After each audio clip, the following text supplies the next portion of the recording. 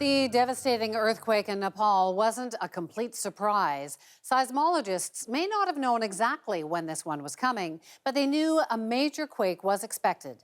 The CBC's David Common tells us more about the warning signs. Hi, David. Hi, Wendy. Well, earthquakes are terrifyingly sudden, and yet this was no surprise.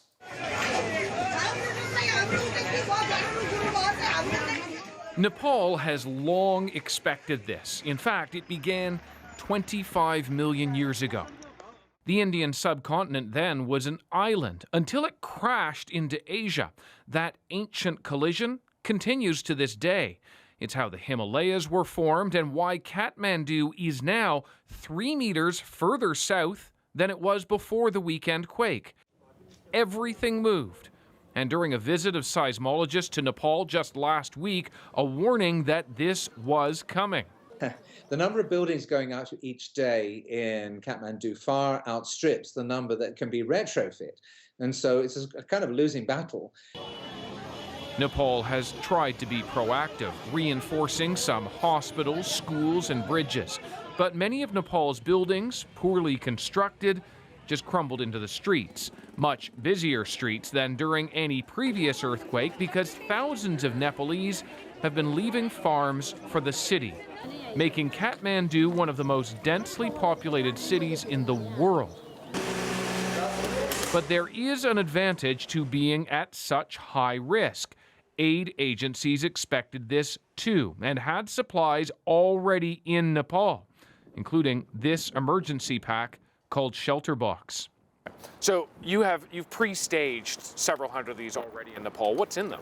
So we have our high-tech tent. It's good to 150-kilometer-hour winds, monsoon rains, which is especially important for Nepal with the monsoon season coming.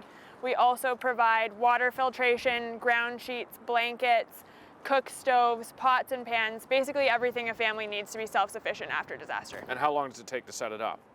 So the tent takes about 15 minutes if you have a team of 4, and everything else we train a family within the day to do a whole community. Should we try it out? Sure. So many have lost homes in Nepal or fear being indoors during aftershocks that housing needs right now are urgent. ShelterBox will help for months. So the big things here that we have is our water purification filter. We have our children's activity pack, which provides everything for kids. We have a stove, we have dishes, warm sleeping bags, mosquito nets. And you can convert it all for winter wear if need be. Winter, and we can also completely customize them if they don't need mosquito nets, etc., to meet the needs. So water and all sorts of other things connected to survival. That is why getting shelter for thousands is critical, and finding ways to cook, to wash, and to get that clean water, Wendy. You say that an earthquake this size was expected, but how do seismologists know that?